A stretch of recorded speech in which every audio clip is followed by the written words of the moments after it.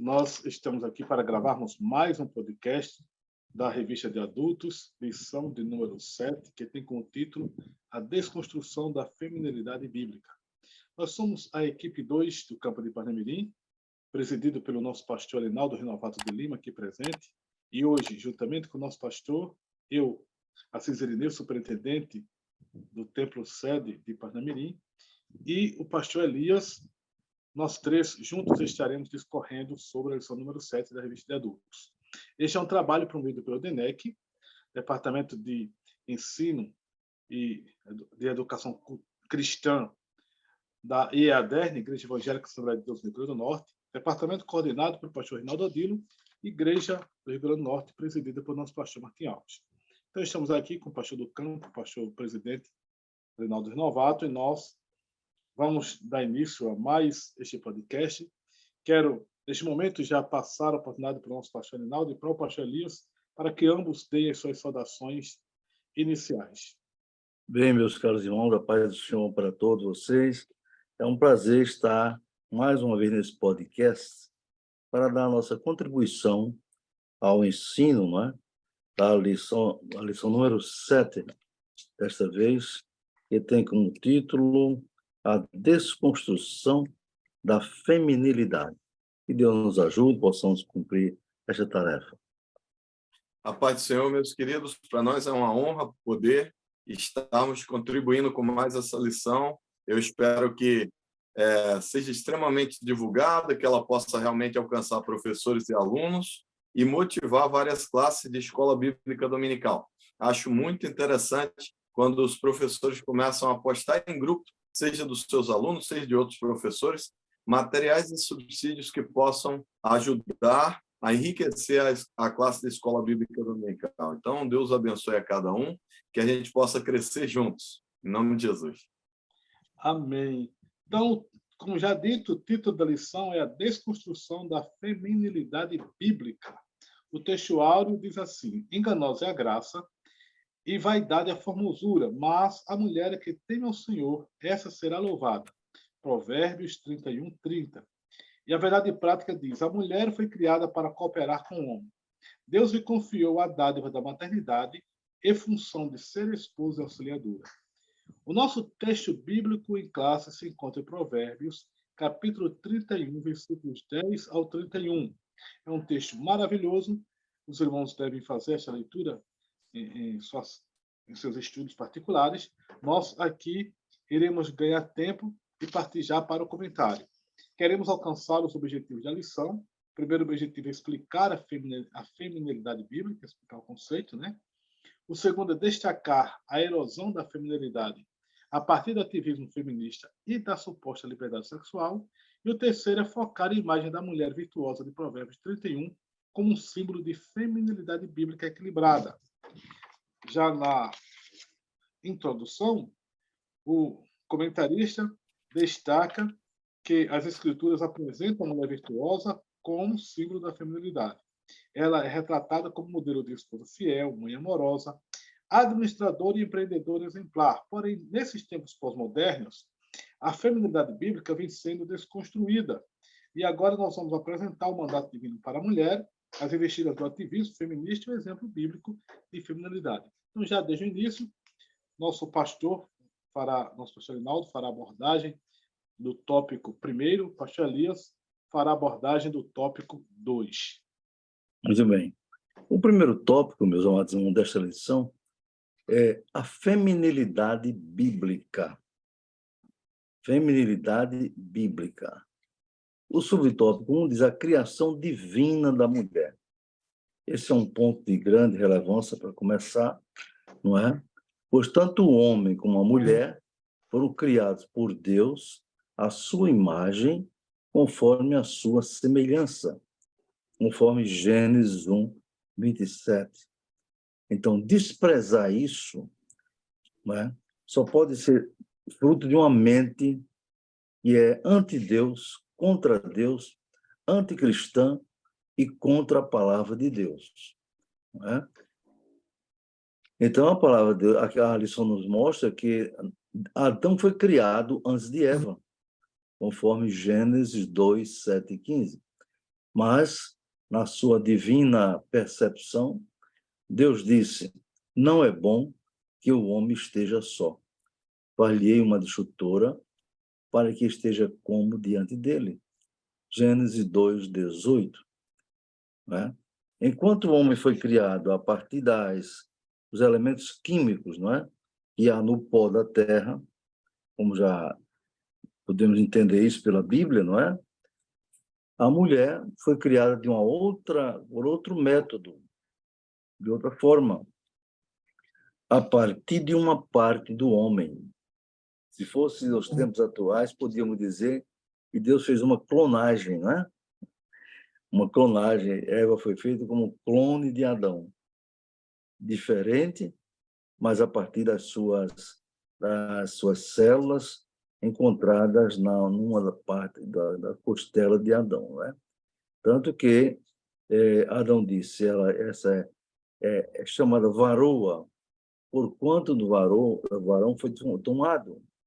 Gênesis 2:23. Então, naquele ato criativo, meus irmãos, a imagem divina foi dada tanto ao homem como à mulher, sem distinção alguma. Já vi em estudos passados alguém pensar que Deus fez o homem no capítulo 1º e a mulher no capítulo 2º do Gênesis, mas, se for perceber bem no trecho entre Gênesis 1:26 a 28, vemos que Deus, no capítulo 1º, Deus criou o homem e a mulher no mesmo dia, no 6º dia, e a sua imagem e semelhança. Não é? Portanto, ele disse para o casal: crescei, não é? No plural, crescei e multiplicai-vos, e enchei a terra. Ora, se fosse só Adão, isso jamais poderia acontecer, na verdade, pois o homem não tem condição de ter o ventre, né, para receber a semente da vida e transmitida pelo ser masculino, e ali nasceu um novo ser humano, não somente a mulher. Aqui a lição diz que a Bíblia ensina a igualdade de ambos, mas também deixa claro funções ou papéis distintos de cada um. Isso mostra que Deus é um Deus altamente planejador, altamente organizador, não é? De todas as coisas. Não foi nada por acaso, como diz os materialistas, ateus, orgulhosos, presunçosos, adeptos, não é? Da doutrina, da teoria da evolução, cujo sumo sacerdote foi Darwin, né? Inspirado pelo diabo, ele procurou desconstruir a narrativa bíblica de que o Ser Supremo criou o universo a partir do nada, não é? Como diz a expressão em latim, ex nihilo, né? A partir do nada. Ele disse: haja luz, e houve a luz. Porém, quando chegou o homem, para criar o homem, foi algo mais elaborado, né? Deus tomou as substâncias da terra, como já foi dito, e criou o ser masculino, Adão. E depois, na sua divina conclusão, não era bom a solidão do homem, ele criou a mulher, não é? Para ser a disjutora dele, não é verdade?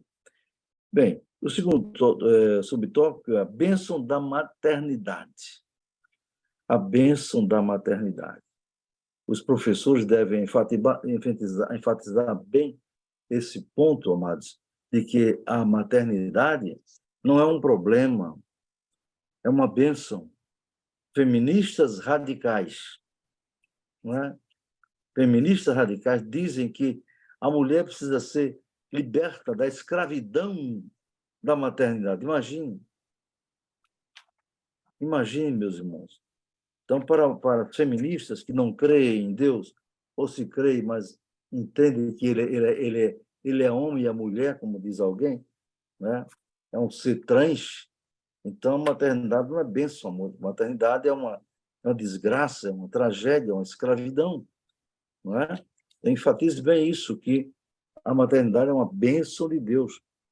faz parte da criação divina do ser humano, né? E programou o homem para ser o líder do casal e da família, não é? E programou a mulher para ser a vice-líder, como Paulo diz que a mulher governe bem a sua casa, mas não só esse papel de ser vice-líder, mas de ser a receptora da semente da vida no seu útero, não é verdade? Então, a maternidade é uma bênção. E a mulher, Deus criou para ser mãe, para ser esposa e também para ser administradora do lar. Assim, o papel da mulher inclui, como diz a palavra de Deus, a bênção, a dádiva da procriação. Veja bem, Deus só criou originariamente, o casal, Adão e Eva. Depois ele não criou mais nenhuma pessoa, nenhum ser humano. Porém, através das leis criadas por ele próprio, leis da procriação, não é? Da genética, da reprodução, que a ciência comprova, na verdade. Então, a cada ser que nasce é fruto da criação de Deus original, transmitida através do primeiro casal, passou para todos os homens. Não é verdade? Isso é uma bênção. A procriação, então, a mulher deve considerar a maternidade como uma bênção. Não é? É importante ressaltar esse papel da mulher, segundo a biologia, né? E afirmado pela Bíblia. É o ponto sensível em que as feministas consideram ultraje, não é? Limitar a função da mulher ao papel de mãe, não é verdade? Isso é muito, muito contrário à palavra de Deus. A principal missão de uma mulher é ser mãe, procriadora da vida ao lado do seu marido, né? E aqui o comentarista cita o exemplo da bênção da maternidade, o exemplo de Maria. Maria, a Virgem Maria, jovem de Nazaré, anônima, desconhecida, não é? Pela maioria das pessoas, não é? Anônima, simples, e uma qualidade importante, ela era virgem. E se você ler Lucas capítulo 2, diz a Bíblia que o anjo, não é ninguém menos do que o anjo Gabriel, imagine só, o anjo Gabriel, eu imagino assim, Deus tem tantos anjos, arcanjos, querubins, etc., e no momento X da eternidade, Deus chamou o anjo Gabriel, aqui eu estou imaginando, não é? E deve ter dito a ele, Gabriel, uma missão para você. Você vai descer agora, e lá na cidade de Nazaré, Deus deve ter apontado para lá, e o anjo deve ter identificado, você vai procurar a jovem Maria, né? Você vai lá e diz para ela que ela vai ser mãe do Salvador do mundo, né? Meu filho Jesus vai encarnar nela, vai se tornar homem para salvar o homem perdido, na verdade. Então, o anjo, certamente mais rápido que a velocidade da luz, não é? Desceu até ali e disse para Maria, diz a Bíblia, diz o trecho, ele foi enviado a uma virgem de Nazaré, chamada Maria, e disse para ela, salve agraciada. Veja bem, salve agraciada, o Senhor é contigo. Bendita és tu entre as mulheres, bendito o fruto do teu ventre. Veja só, Maria se assustou e replicou, como pode acontecer isso? Se eu não sou casada? Eu não sou casada? A Bíblia diz que ela era desposada, equivale a ser noiva, viu? Porém, segundo a realidade daquela época, ser noiva já era um compromisso que equivalia praticamente a um casamento. Acabar um noivado era um problema muito sério. Tinha que haver uma justificativa muito tremenda. Acabar um noivado equivalia já a um divórcio, né? Segundo os analistas da cultura judaica. Tá vendo? Então, Enquanto as feministas, os materialistas, não é? Entendem que a maternidade é uma escravidão, é um ultraje para a mulher, não é? E, pela palavra de Deus, a maternidade é considerada uma bênção divina que foi santificada por Jesus e desceu do céu. Ele podia ter nascido, meus irmãos, como eu digo às vezes, na forma como se fosse um anjo, não é? Resplandecendo, descer pelo Monte das Oliveiras, o monte se partir, resplandecendo, e do céu havia um trovão, um tremor de terra. As pessoas acreditariam nele. Mas não, Deus achou por bem que ele nascesse do ventre de uma mulher. E da maneira mais simples, mais humilde que Jesus podia nascer. Ele sendo Deus, sendo o criador do ser humano, pois a Bíblia diz que todas as coisas foram feitas por ele e nada do que foi feito se fez. Diz Paulo que ele se despojou da sua glória, aniquilou-se a si mesmo, não é verdade? E se fez semelhante aos homens. Para quê? Para salvar o homem. O terceiro tópico, o subtópico, diz a mulher como auxiliadora. Não é? A mulher foi criada para ser auxiliadora do homem, 1 Coríntios, capítulo 11, versículo 9. Nesse caso aqui, o termo auxiliador, diz aqui o comentarista, né? Também é empregado para se referir a Deus. Veja só que coisa interessante. É só você abrir a sua Bíblia em Salmo 101, versículo 2, entendeu? Ali tem o termo auxiliador, que foi o mesmo, no hebraico, foi o mesmo termo usado para Maria. Ela ser auxiliadora não quer dizer que ela é inferior ao homem, não. Não, meus irmãos, Deus, o professor deve enfatizar bem isso, viu? Que a mulher não foi feita inferior ao homem. Quando a Bíblia diz em Efésios, capítulo 5, que o marido é o cabeça da mulher, na tradução, uma linguagem mais antiga, uma linguagem mais moderna, diz que o homem é o líder da mulher. Não é? Não quer dizer que a mulher é inferior, não. Enfatize bem que é uma função de papéis, de função. O homem é o líder, a mulher é a vice-líder, não é? Tão importante que naquele trecho bíblico, Efésios capítulo 5, na verdade, diz assim: vós, maridos, amai vossas mulheres, olha só, assim como Cristo amou a igreja e a si mesmo se entregou por ela. Imagine só, né, a comparação que Deus fez, comparando a mulher à igreja, mostrando que o marido, né, o homem, deve tratá-la com todo respeito, com todo amor, e até esse amor é um amor até sacrificial, se necessário for, não é verdade? Assim que, e a lição diz que Deus fez com papel diferente para que haja complementaridade mútua necessária à formação do casal, a procriação, a satisfação sexual, vivência afetuosa e prazerosa para cumprir a vontade de Deus. Então, que Deus nos ajude, possamos explicar bem essa lição e os nossos alunos ficarem conscientes, não é? De que ser homem é bênção de Deus e ser mulher também é uma bênção de Deus. Amém? Graças a Deus. Então, nosso pastor Elias agora, dando continuidade a esse comentário, discorrendo sobre o tópico 2. Meus queridos, aqui ele vai falar sobre a desconstrução da feminilidade e o ativismo feminista, que é a primeira parte. Aí ele vai trazer uma linha temporal. Ele vai mostrar que no século XIX acontece a primeira onda do movimento feminista na Europa, nos Estados Unidos, e nesse primeiro momento eles pregavam duas coisas básicas que ficam bem fortes, que é a igualdade entre homens e mulheres e o direito ao voto. Foi uma característica que marcou essa primeira onda do movimento feminista na Europa e nos Estados Unidos.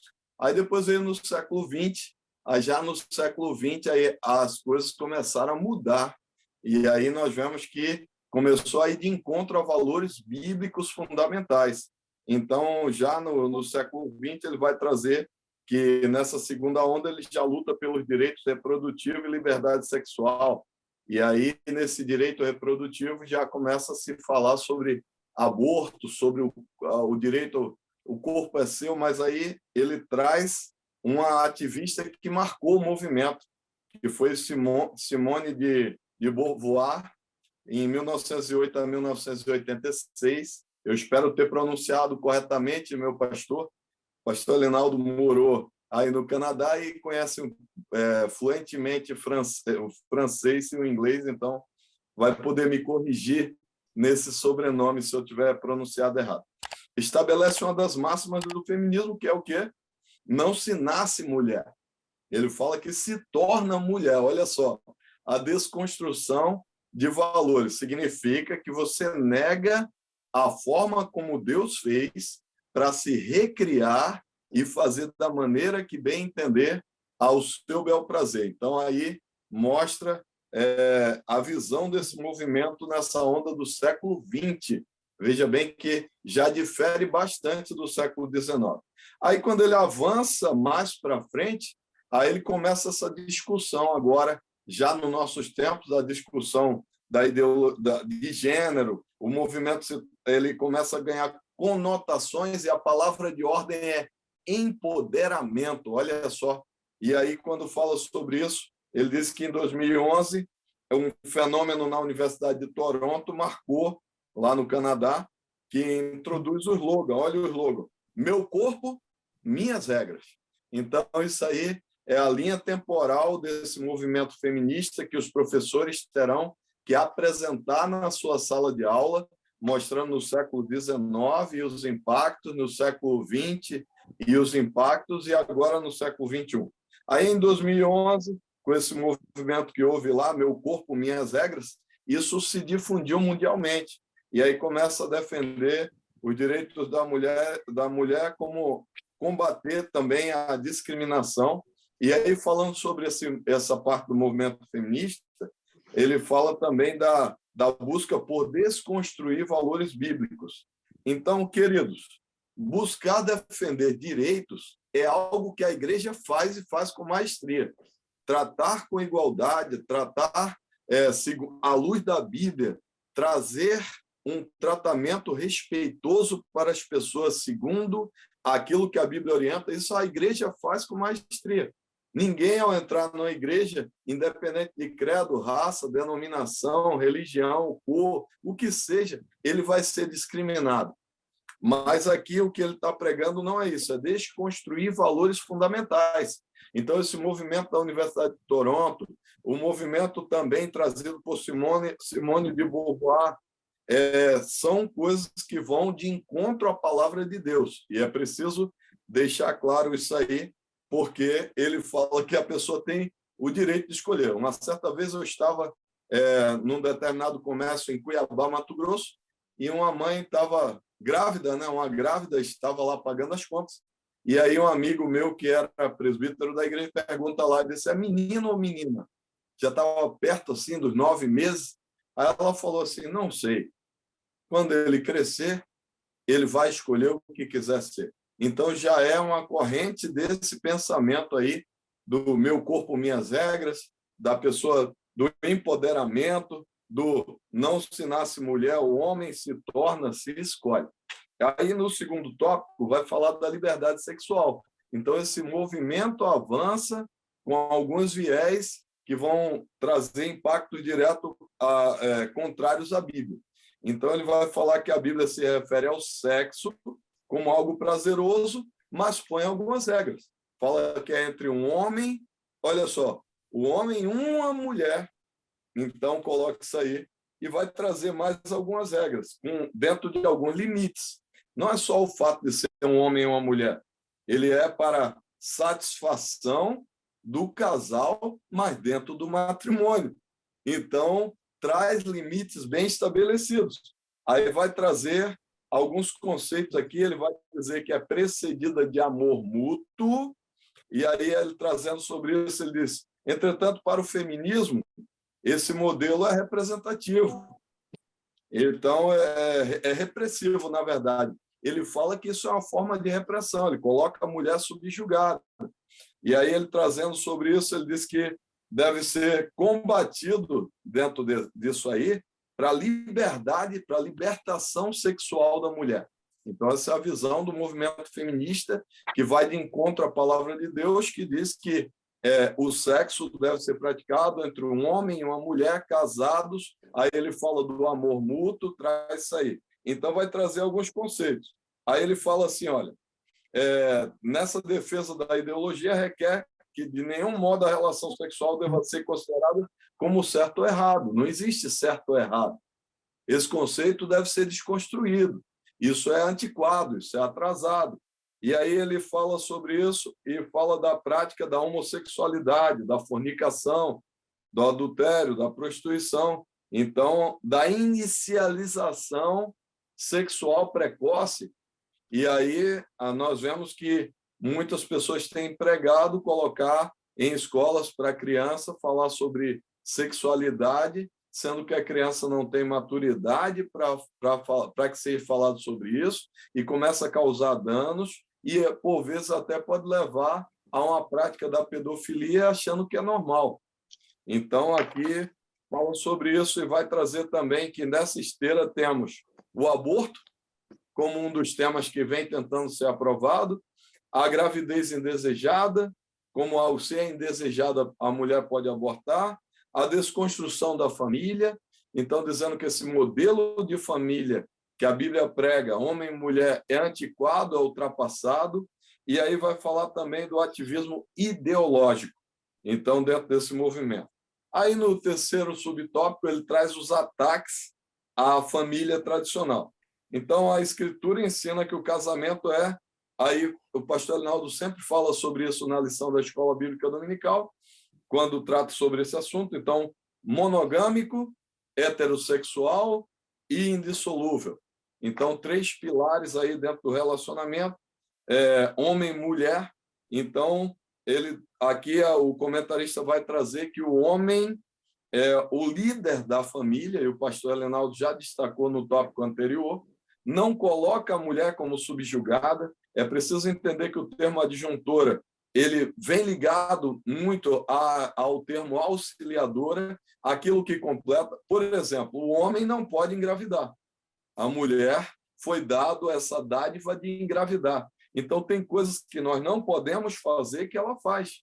Coloca ela, não existe essa colocação da mulher abaixo do homem em qualquer situação, que é o que é muito pregado dentro desse movimento. E fala que a ideologia do ativismo feminista, dessa forma, ela diz que a Bíblia e esse modelo de casamento quer escravizar a mulher. Então, essa é a forma como é taxado. E fala que obriga o casal, olha só, a ter relações sexuais apenas com o seu cônjuge, como se fosse algo errado. Então, os conceitos bíblicos que trazem sobre isso, que a Bíblia traz sobre isso, que é da monogamia, da heterossexualidade, da indissolubilidade, são questionados por esse movimento. E aí ele fala que isso é uma forma de tiranizar os laços conjugais. Então, essa lição traz isso aí, e é claro que isso aí é um viés marxista, que busca o quê? A desconstrução da família tradicional. Então, isso aí é algo que é extremamente pregado nesse movimento para promoção de liberdade, né? Da liberdade sexual e dissolução do matrimônio, como sendo algo ultrapassado e arcaico. E aí esse conceito que é trazido nesse tópico 3, ele vai contrário ao que a Bíblia fala. Esse ativismo radical rejeita a maternidade. Rejeita a maternidade. E aí ele faz apologia ao aborto, considera ofensivo o papel da mulher como auxiliadora, considera ofensivo. E enaltece a lascívia e engaja-se como a luta de gênero contra os homens. Então, o comentarista traz aí no subtópico número 3 essas colocações.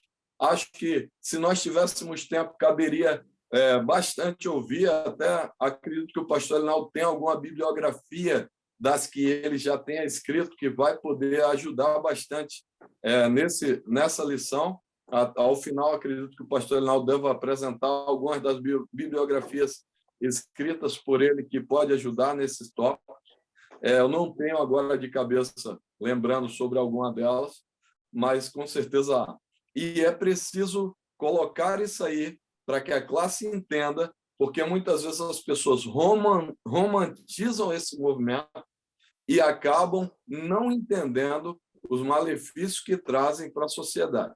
Então, que Deus abençoe a todos, que apresente de uma forma prática que o seu aluno possa participar. E dessa maneira, com certeza, ele vai levar muito mais conhecimento consigo. Então, nós vimos aí no tópico primeiro, o pastor Alinaldo discorreu sobre a feminilidade bíblica, mostrando sobre a criação divina da mulher, a bênção maternidade e a mulher conciliadora. E agora, no tópico 2, o pastor Elias trouxe toda uma retrospectiva histórica, falando do ativismo feminista, como esse movimento começou, se desenvolveu, como ele está atuando atualmente, a bandeira da liberdade sexual que esse movimento defende, e também os diversos ataques que o movimento feminista faz para a família. Nós temos plena convicção pela Bíblia que é um movimento satânico, né? Forjado em alguns dos departamentos mais inferiores do inferno, com o objetivo de destruir a família, trabalhando na desconstrução da feminilidade bíblica. Mas qual é o modelo para a mulher cristã? O tópico 3 trata sobre isso. Mulher virtuosa, símbolo bíblico de feminilidade. O primeiro subtópico tem como título Modelo de Esposa Fiel. Mulher virtuosa é extraída do capítulo 31, versículos 10 até o 32, aliás, até o versículo 31, 10 a 31, do livro de Provérbios, Provérbios 31, do 10 a 31. Esse trecho tem 22 versículos, é uma poesia acróstica, é um acróstico no Antigo Testamento. O acróstico é um formato poético no Antigo Testamento com as iniciais do alfabeto hebraico, para facilitar a memorização. Especialmente os judeus usavam este recurso mnemônico para memorizar. Significa que cada versículo, a partir do versículo 10 até o versículo 22, começa com uma letra do alfabeto hebraico. Então, o primeiro versículo fala do modelo de esposa fiel. A mulher virtuosa, ela é um modelo de esposa fiel. A mulher virtuosa é de inestimável valor, conforme está no versículo 10. O versículo 10 diz, mulher virtuosa, quem a achará? No hebraico é Eshet Ha'il, mi imitsar. Ou seja, Eshet começa com Aleph, justamente significa mulher. Eshet é mulher. Mulher é Isha, mas aqui está numa forma construta no hebraico. Eshet Ha'il, que significa mulher virtuosa, mulher de valor, né? Quem a achará? Então, começa com Aleph. Cada versículo desse começa com a letra do alfabeto hebraico. E mostra já desde o início este valor inestimável, né? E diz o seu valor excede de muitos rubins. Glória a Deus por isso. E aí, o comentarista traz nesse primeiro subtópico esse exemplo de mulher, né? Esse exemplo de mulher. Ele diz que, por isso a Bíblia declara que o coração do seu marido está nela confiado e revela a total confiança do esposo na mulher. É uma conduta ilibada em todas as áreas. Aqui ele destaca 3 áreas específicas de conduta dela. Primeiro, lealdade conjugal, ela é fiel ao seu esposo. Segundo, pureza sexual, a mulher que tem um padrão de conduta no sexo em relação ao seu marido, na prática monogâmica, dentro dos limites do casamento estabelecido por Deus. Terceiro, ela é uma excelente administradora, trabalha na administração do lar e das finanças. Então, é aquela mulher companheira que ajuda, que promove o marido. Um exemplo de esposa. O segundo subtópico diz que é o padrão de mãe amorosa. Ela é uma mãe dedicada. E aí ele toma aqui como base o versículo 15, parte A, que diz: se levanta e dá mantimento à sua casa. Lendo o versículo completo, aqui, que está na própria lição, diz assim: ainda de noite se levanta e dá mantimento à sua casa e tarefa às suas servas. Ou seja, é uma mulher que desperta logo cedo para o trabalho da sua casa. Ela não dorme em serviço, ela não tem preguiça, ela é ativa, né? Gerencia as tarefas domésticas, é uma mãe protetora, os filhos são adequadamente vestidos, tanto no calor como no frio, não receia a neve por seus familiares, por todos eles vestem agasalhos.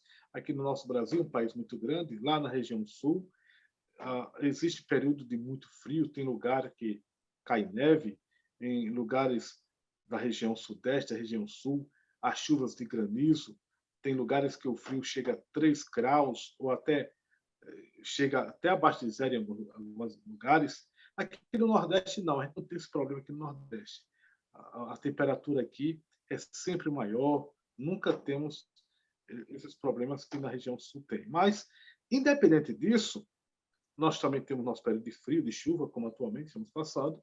Independente disso, o exemplo dessa mulher é uma mulher que cuida para que a sua família esteja prevenida em qualquer época do ano, em qualquer estação, em qualquer fase, em qualquer circunstância. E ela cuida disso até mesmo com relação aos agasalhos, às vestes dos seus filhos. Então, é uma mãe virtuosa que educa sua prole com sabedoria bondosa, conforme é extraído aqui do versículo 26. O versículo 26, no hebraico, começa com P, a letra P, no hebraico, porque é um salmo acróstico, né? Ele vai na sequência. Então, no hebraico diz, Pirra paterra behokmah, ou seja, pirra é boca, abre a sua boca com sabedoria. Uma mulher que sabe falar com prudência, que fala sabiamente, que fala com domínio, a língua dela é uma língua virtuosa, ela é sábia nas suas palavras. Então, ela educa bem a sua família. Nós temos na Bíblia muitos exemplos de mulheres que foram boas educadoras, inclusive que moldaram o caráter de bons reis, mães de reis que foram bem educadoras. A Bíblia cita o exemplo de Sara, né, o exemplo de Maria, mãe de Jesus, uma das mulheres mais virtuosas. E na história da humanidade, na história dos nossos heróis da fé, uma das mulheres de maior destaque foi Susana Wesley, mãe de John Wesley. Ela tinha 19 filhos, ela e seu marido, Samuel Wesley, eles tinham 19 filhos, mas ela foi uma mãe que educou todas as crianças com base na Bíblia. As crianças, quando completavam 5 anos de idade, já aprendiam a ler aos 5 anos de idade, e Susana ensinava com base na Bíblia. A criança, então, ela tinha que ler aos 5 anos o Salmo 119 para ela. Foi uma educação tremenda, extraordinária, praticando culto doméstico, educando, ensinando o alfabeto, alfabetizando seus filhos, ensinando a Bíblia e lançando os alicerces da fé. Não é à toa que 2 dos filhos dela se destacaram como 2 dos maiores heróis da fé de todos os tempos, John Wesley e seu irmão Carlos Wesley, que promoveram o grande movimento de avivamento, um dos maiores movimentos da história depois da Reforma Protestante. Foi promovido por John Wesley, seu irmão, e mais o companheiro George Whitefield, e esse movimento foi o precursor do movimento ainda maior, que surgiria depois, que é o movimento pentecostal, no qual nós nascemos. Então, glória a Deus por isso, como é importante uma mulher virtuosa que cria os filhos e os educa nos caminhos do Senhor. Então, essa mulher virtuosa aqui do capítulo 31, ela antecipa-se às dificuldades domésticas. Ou seja, ela não come o pão da preguiça, ela providencia as coisas e os filhos reconhecem o seu valor. O terceiro subtópico diz que ela é um exemplo de administradora e empreendedora. Ela é uma notável administradora. E aí cita aqui, pelo menos, 6 coisas. O comentarista mostra aqui, de acordo com o que está no texto sagrado, que ela faz. Ela adquire tecidos, ela confecciona roupas, ela negocia bens, ela compra propriedades, ela administra a produção de vendas e ela ajuda os pobres. Ela é caridosa, ela é generosa. Que comportamento, que exemplo de mulher, não é? É cheia de energia. E o texto sagrado termina com o louvor do marido. O marido diz que ela será louvada. É uma mulher que se porta de tal maneira no cuidado com a família, que o texto diz, no versículo 23 do capítulo de Provérbios, conhece-se o seu marido nas portas quando se assenta com os anciãos da terra. Havia um costume antigo nas cidades, as cidades normalmente tinham portas, grandes portões, e logo depois das portas haviam praças em que os anciãos da cidade sentavam, tanto para debater questões da própria cidade, como deliberar até questões judiciais. Um grande exemplo é de Conto de Ruth, capítulo 4, quando Boaz resolve uma questão judicial de herança, junto com seu parente, diante dos anciãos da cidade. Isso era comum, um conselho de anciãos, chamava-se Gerusia, no grego Gerusia, né? Conselho dos anciãos, conselho dos antigos, que deliberavam várias questões da cidade, formavam uma espécie de tribunal. E o marido dessa mulher virtuosa, ele sentava entre as autoridades e se apresentava bem. As suas vestes eram vestes que honravam, porque a mulher cuidava bem da aparência dele, cuidava muito bem dele. Esse é o resultado de um lar, de uma família, onde a mulher virtuosa, ela preserva a feminilidade bíblica. Ela anda de acordo com o modelo da Bíblia. O marido é bem cuidado, os filhos são bem cuidados e o mundo e a igreja é abençoado. Então, que Deus nos abençoe, que os professores possam estar trazendo esse modelo, despertando, trabalhando na contramão dessa ideologia feminista maligna que, infelizmente, o inferno tem lançado para destruir o Ocidente, né? Destruir a igreja, destruir a família, destruir o Ocidente. É uma implosão que Satanás está trabalhando para destruir o nosso mundo ocidental. Então, essa é a minha participação. Quero passar para o nosso pastor Linaldo para tecer as considerações, comentários finais, alguma coisa que quiser, e fazer o encerramento deste podcast. Pois não, é uma satisfação. Essa lição era muito importante, bem atual, né? Os tempos em que vivemos, em que as ideologias malignas querem promover a desconstrução não só da feminilidade, da masculinidade, mas da fé cristã. Então, que Deus nos ajude, possamos, com a graça de Deus, a unção de Deus, transmitir bem esse ensino e os nossos alunos, adultos, ou principalmente adultos, né? E até jovens, possam se conscientizar de como confrontar essas coisas, né? Que Deus abençoe ao pastor Elias, pastor Assis, possamos ser usados por Deus para isso. Então, eu vou pedir ao pastor Elias para fazer a oração final e o senhor, pastor, para impetrar a bênção apostólica. Amém. Vamos orar, queridos. Senhor Deus e Pai, Todo-Poderoso e Criador do céu e da terra. Nós te pedimos a tua graça, o teu amor, a tua bênção sobre os professores que aqui ministraram esse podcast, bem como sobre cada professor e aluno que verá esse vídeo, que participará, Senhor, aprendendo mais e mais da Escola Bíblica Dominical. Senhor, trabalha de maneira poderosa para que cada um que possa assistir, que possa participar desse trabalho, possa ser um canal de bênção, um multiplicador desse conhecimento, e que assim a escola dominical continue sendo aprimorada, continue sendo trabalhada para impactar vidas e servir, Pai querido, para abençoar cada vez mais a igreja do Senhor aqui na terra. Nós te pedimos isso em nome de Jesus. Amém. Amém. Atendendo a sugestão, antes de dar a bênção, pastor Assis, o pastor Elias, para indicar alguma bibliografia, né, para os professores, para os alunos, possa dar subsídios para ele estudar. Então, nós temos nosso livro A Família Cristã, nos dias atuais, é esgotado, mas talvez alguém consiga na CPAD ou em outra. Fala muito Hoje bem sobre... no site da Amazon, meu pastor, já estava esgotado. na Mas Amazon, né? também tinha talvez os perigos da pós-modernidade, eu acredito que tem muito a ver com esse tema. Tem muito tempo, é perigo da pós-modernidade também. Outro livro que é muito importante é Ética Cristã. Fala sobre diversos assuntos, inclui família, sexualidade, limitação de filhos, tudo isso, não é? E também, então anote aí, Ética Cristã.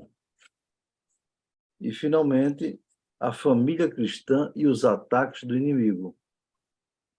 A família cristã e os ataques do inimigo foi de uma lição bíblica, né? Mas ele também traz coisas alertas sobre a desconstrução da família, entende? Por exemplo, só para você ter uma ideia, a família é criação de Deus, casamento de acordo com a Bíblia, entende? A família sob ataque, entendeu? Perigo do adultério, etc.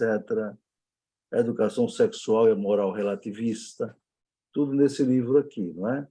Então, que Deus abençoe e possamos nos preparar para defender a nossa fé. Vamos receber a bênção.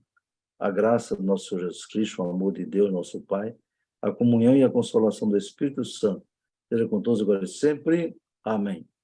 Amém. Glória a Deus.